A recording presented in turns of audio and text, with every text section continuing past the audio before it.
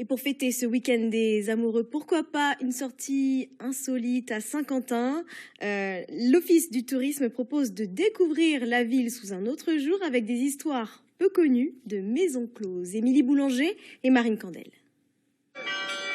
Saint-Quentin, son hôtel de ville de style gothique, sa basilique et ses histoires surprenantes.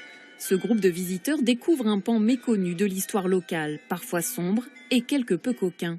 Mais avant cela, ambiance plus sérieuse. Vous pouvez vous marier le samedi de Pentecôte et bénéficier du legs du chanoine Chantrel.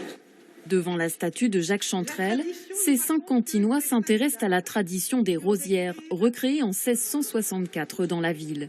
Grâce à ce chanoine, chaque année, plusieurs jeunes filles pauvres, pieuses, vivant chez leurs parents et vierges, pouvaient bénéficier d'un don lors de leur mariage. Le but était de rappeler cette tradition qui s'est éteinte en 1998, puisque la dernière rosière s'est mariée en 1998, mais le legs existe toujours. Donc il serait possible pour des jeunes filles de se présenter et de se marier le samedi de Pentecôte et de bénéficier des largesses justement de Jacques Chantrel.